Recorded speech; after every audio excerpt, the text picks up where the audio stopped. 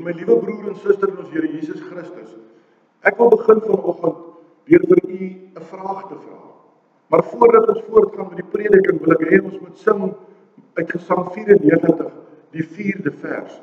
Dit gee vir ons geleentheid om stil te word, dit gee vir ons geleentheid om te oordink, en dan gaan ons met die woord van die Here voort. Gesang 94, die 4de vers.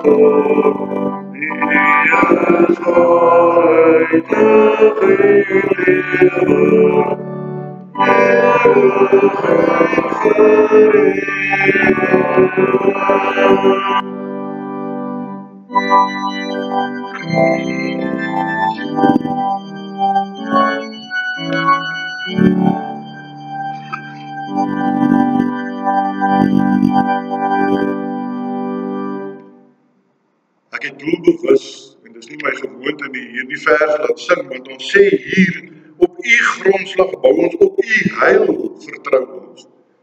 En elkeen van ons het dit van harte vanoggend gesing, en nou wil ek met die vraag begin, en vir die vraag, het u al in u lewe te doen gekry met iemand waaroor jy nie seker is oor sy opregtheid teenoor jou nie? Jy wonder of hulle opreg in jou belangstel in die eerste plek, en hulle maak maar net dalk 'n vriendelike opmerking, omdat hulle jou iewers voorkant toe wil gebruik tot hulle voordeel. En ek dink as ek met 'n vraag steek hande op, dan sal almal van ons van hande kan opsteek, dat almal van ons al in hierdie situasie was, wat so iets met ons gebeur het. Wanneer dit gebeur, dat jy wonder of twyfel, of iemand opreg is in sy optrede, is dit moeilik om so iemand te vertrou. As so 'n persoon vir jou sê, maar die son skyn, dan het jy half lus en stap uit en gaan maak net seker of die son werklik skyn. Waarheid en opregtheid, of as ons dit anders wil stel, integriteit en eerlikheid is die grondslag vir gesonde verhoudings tussen mense. Iemand wat integriteit het, iemand wat eerlik is iemand waaroor ek en jy nie hoef agterdogtig te wees nie. As hy vir jou sê die son skyn, dan aanvaar jy dit onomwonde en jy het nie nodig om te gaan kyk of die son werklik skyn nie. Maar geliefdes, wanneer waarheid en opregtheid egter uit die mode raak, soos wat dit ook in ons lewenstyd nou gebeur, het dit nare gevolge vir mense, maar ook vir samelewings.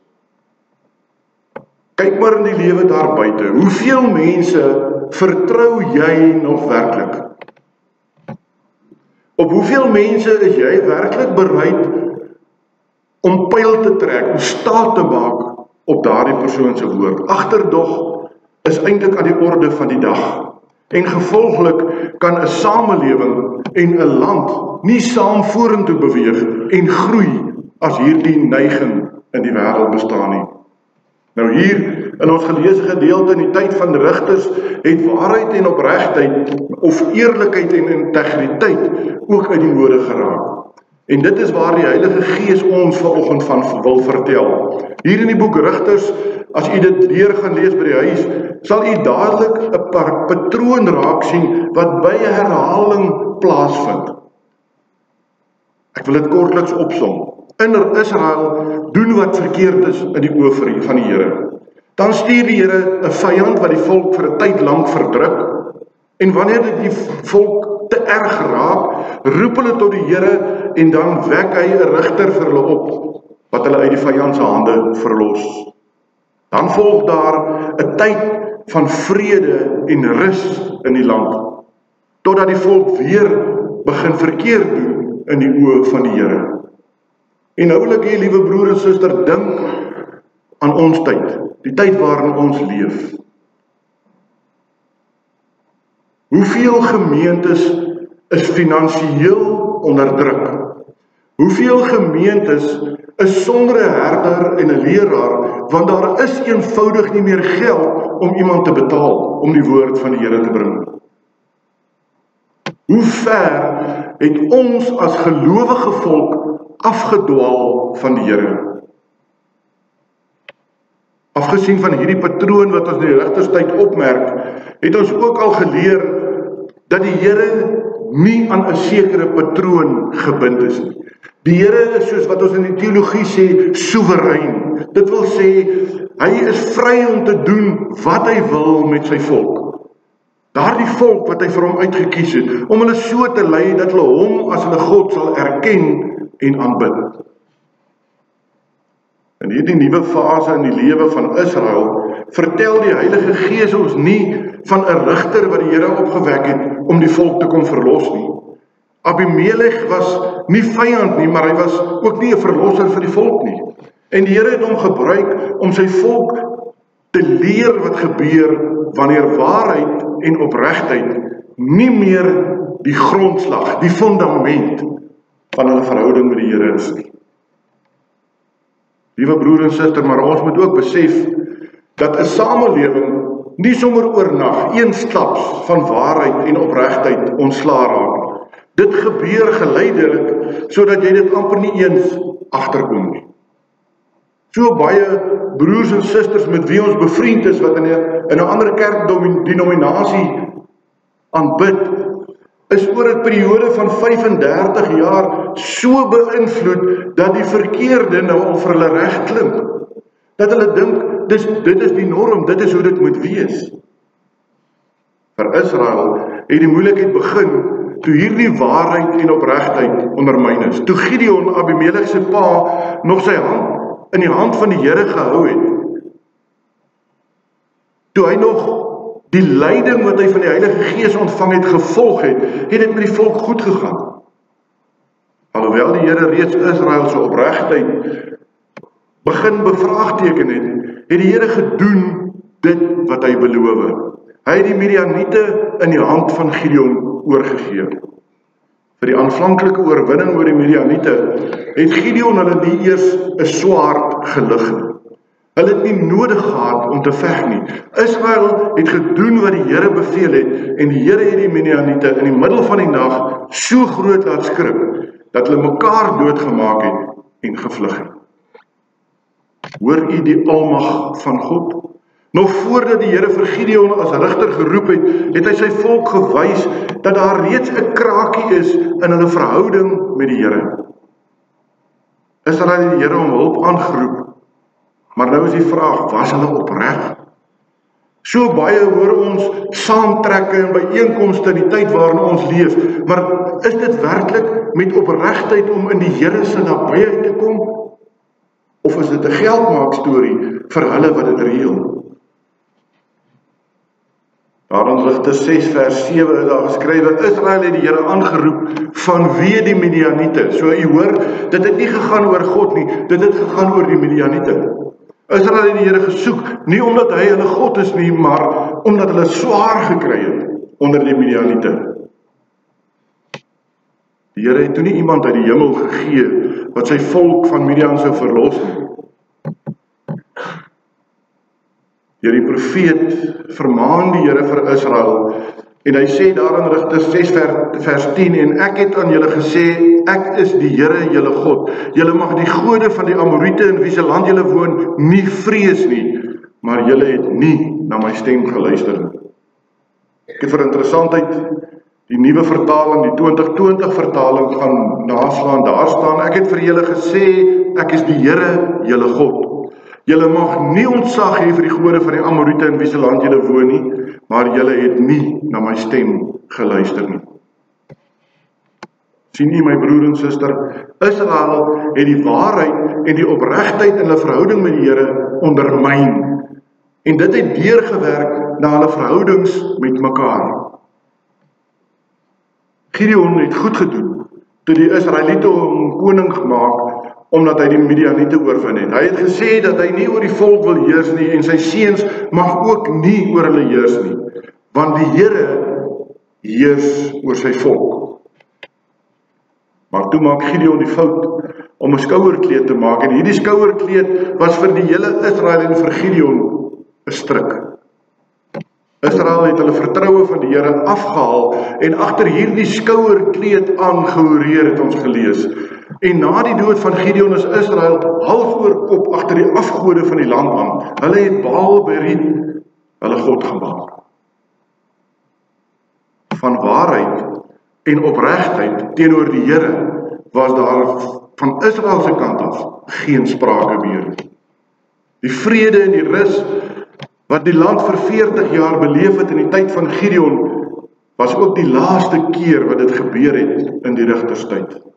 Daar het 'n groot ding verkeerd geloop in Israel. Die waarheid en die opregtheid wat die eienskap is van mense teenoor God, hulle lojaliteit teenoor God, maar ook teenoor mekaar, het verdwyn. En wanneer waarheid en opregtheid verdwyn, lei dit tot 'n algehele verval in die samelewing. Maar voordat ons sien wat gebeur wanneer waarheid en opregtheid verwerp word, moet ons onsself eers voor die aangesig van die Here stel. En geliefdes, nou wil ek hê jy moet vergeet van jou man en van jou vrou, vergeet van jou kinders. Hierdie is nou vir jou persoonlik. Watter plek het waarheid en opregtheid vandag in jou en my verhouding met die Here? In die eerste plek. Maar watter plek het waarheid en opregtheid vandag in ons verhouding met ons medegelowige? Ons wat vandag die sakrament van die nagmaal wil gebruik, wat ons self voor die Here wil kom stel, hoe lyk ons verhouding met die Here? Hoe lyk ons verhouding met ons medemens? Hierdie twee eienskappe is beslis nie van nature deel van die mens se lewe nie. Die Bybel sê vir ons die mens is van nature geneig tot die kwaad. En ek wil 'n voorbeeld gebruik. As Anet, en ek sê Anet is my vrou, as Anet 10 goed reg doen, sê ek niks, want dit is ons reg. Maar laat Anet net haar voet skeef neersit, dan sê ek op. Hoekom het jy dit so gedoen? Hoekom het jy nie dat nie? En is dit nie die geneigtheid van die mens nie? Dit wat goed en reg is, sê ons niks oor nie. Maar dit wat verkeerd is, kerm en kla ons oor. Die mens wat God uitverkies het en tot geloof gekom het deur sy gees en sy woord, dit is in Jesus Christus wat God aan hierdie mensdom toon en wat dit beteken om waarheid en opregtheid op te tree. Hoe ek en jy in waarheid en opregtheid moet optree. Jesus Christus sterf aan 'n kruis. Omdat God hom voorgenem het om mense te verlos van die oordeel van die sonde. Jesus Christus is dus die waarheid van God. Ons hoef nie daaroor te wonder nie, ons hoef nie daaroor te debatteer nie. Jesus Christus is die waarheid van God. En as jy bely dat Jesus Christus jou ook verlos het, erken jy dat die Heilige Gees die beeld van Christus in jou herstel.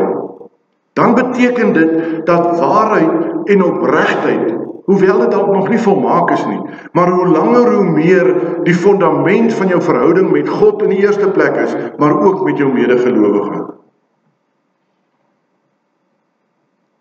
Om terug te kom tot ons skrifgedeelte, wanneer Abimelech op die toneel verskyn, sien ons hoe waarheid en opregtheid blaatant verwerp word. Woorde en name het nie meer betekenis wat jy gedink het nie. En beloftes wat voorheen gemaak is eenvoudig net van die tafel afgevee. En dan is dit interessant om net op te let, dat Abimelech beteken, my vader is koning. Nou as ek myself moes indink, dan het Gideon met hierdie naam miskien bedoel, dat God die koning oor sy volk is. Maar Abimelech het vir eie gewin dit anders verdraai en hy het gesê Gideon is koning. En hy is nou die seun van Gideon en hy is in sy plek, so nou word hy koning. En die mense van Sichem het geval vir hierdie leenagtige praatjies van Abimelech. Dit is beter as hy oor hulle heers, want hy is mos een van hulle en sy pa is Gideon, wat hulle beskou het as 'n held. Die mense van Sichem het van hulle afgodsgeld 70 sikkel silwers gegee, sodat Abimelech kon doen en kon kom waar hy wou wees. En met hierdie geld het Abimelech 'n klomp skurke gehuur, saam met wie hy sy halfbroers en ander broers op een plek gaan vermoor het. Net Jotam, lees ons, het bly lewe omdat hy weggekruip het. En toe Abimelech van hierdie, kom ons sê nou maar 'n moordtog af terugkom, was die mense van Sichem so tevrede dat hulle hom koning gemaak het. Daar by die terpentynboom waar die gedenkteken by Sichem staan, daar het hulle hom koning gemaak. Dit is hier waar God aan Abraham verskyn het, toe hy die beloofde land aan hulle kom gee het. En Abraham het 'n altaar vir die Here gebou en hy het God daar aanbid. Dit is onder die terpentynboom by Sichem waar Jakob al die vreemde gode wat sy mense van Mesopotamië af saamgebring het, begrawe het. So sien jy my broer en suster, wanneer waarheid en opregtheid verwerp word alle beloftes wat gemaak is, sommer net vergeet. Die belofte om die Here alleen te vereer as God, word in die grond vertrap. Die naam wat eie aan die Here is, die God van die verbond, word sommer nou vir 'n afgod gegee. Dit is nie meer die lewende God wat hier aanbid word nie, maar die afgod van Baal. Het Gideon maar in die waarheid en opregtheid gebly, soos wat hy God leer ken het, dan kon dit soveel anders gewees het. Maar omdat hy deelgeneem het aan hierdie ondermyning van die waarheid en die opregtheid, het sy seun Abimelech verder gegaan en waarheid en opregtheid geheel en al verwerp. Selfsug, eersug het hoogtyd gevier. In vandag se terme kan ons mekaar sê, die eie ek was groter as die God wat aanbid is. Al die gesag moenie in een mens se hande beland soos by Abimelech nie. In die tyd van Moses het die Here sy volk al daarop gewys dat een mens nie alleen die gesag kan uitoefen nie. En vandaar, my liewe broer en suster, ons gebruik die AP Kerk om 'n kerkraad te hê, predikante en ouderlinge wat in die kerk diens doen, kan alleen die mag en die gesag van Jesus Christus deur die woord van God aan u bedien. Daarom gee die Heilige Gees aan elke lidmaat, en hoor mooi, daarom gee die Heilige Gees aan elke lidmaat 'n gawe sodat die hele gemeente gehoorsaam aan die Here kan werk en waarheid en opregtheid nie ondermyn word nie, maar dat dit gehandhaaf word. Tussen Abimelech en die burgers van Sichem het die verhoudings versuur en hulle het mekaar op die ou end self doodgemaak. Mense wat die waarheid en die opregtheid verwerp, kan nie 'n langdurige en 'n gesonde verhouding met mekaar hê nie. Want dit is 'n verhouding wat uit leuns bestaan, waarvan bedrog die fundament is. Ek wil tog voordat ek afsluit, vir u net hierdie prentjie rondom die bome mooi bekyk. Die punt wat die Here met Jotam se verhaal van die bome maak, vind ons hier in die woorde van die sogenaamde steekdoring daar in hoofstuk 9 vers 15. Toe sê die steekdoring vir die bome, as dit met eerlike bedoeling is dat julle my wil salf om koning oor julle te wees, kom skuil dan in my skaduwee. Maar as dit nie so is nie, sal vuur uitgaan vanuit die steekdoring en die seders van Libanon verteer. Nou geliefdes, wie van u ken 'n steekdoring, 'n denneboom? Hoeveel koelte is onder 'n denneboom in vergelyking met ander bome? Die Here wys vir ons daarop hoe belaglik dit is om iemand wat geen waarde heg aan waarheid en opregtheid nie, as regerder te wil aanstel. Buitendien moet jy maar versigtig wees om onder so 'n steekdoring in te kruip aangesien die dorings jou gaan steek. En in ons eie land sien ons dieselfde nagevolge wanneer waarheid en opregtheid geen betekenis meer het nie. Vir baie jare gaan ons nog die gevolge dra, omdat die Here ook vir Suid-Afrika 'n regeerder gegee het wat hy nie verdien nie.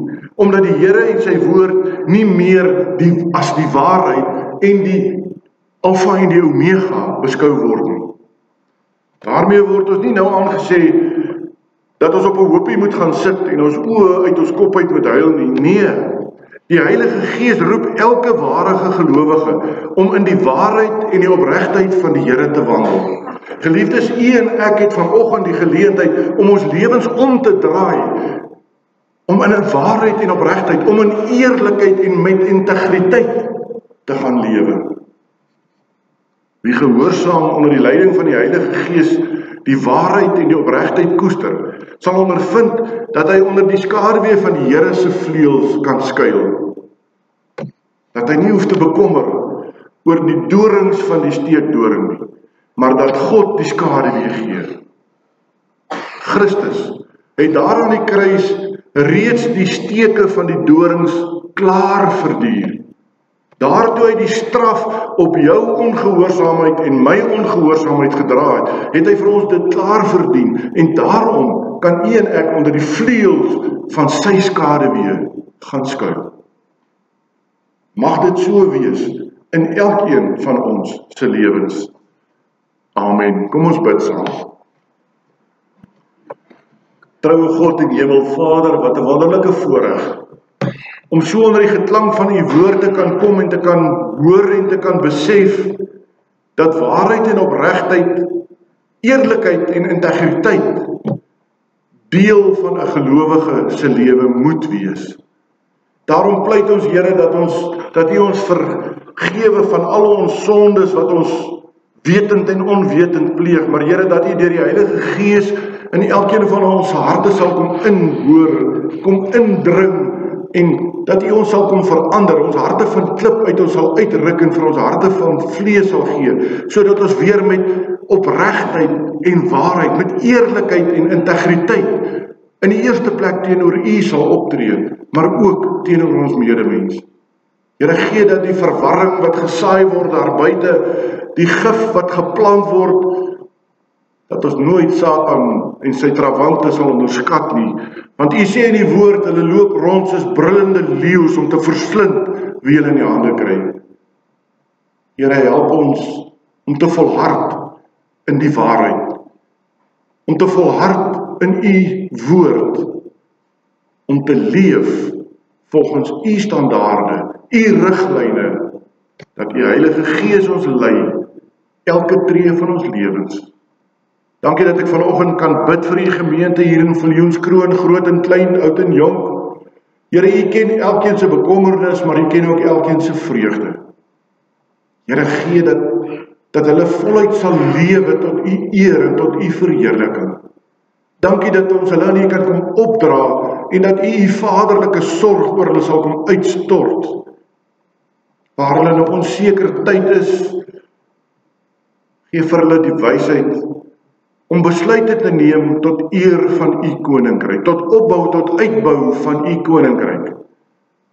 Dat daar nie besluit sal word vir menslike gewin nie, maar dat alles sal wees om u te verheerlik. Ons bid dit in diepe afhanklikheid in die naam van Jesus Christus ons Here.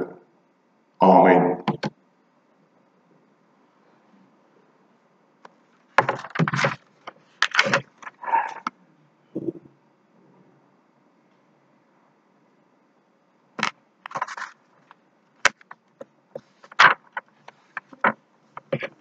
Geliefdes, ek hou die formulier vir die bediening van die nagmaal aan u voor.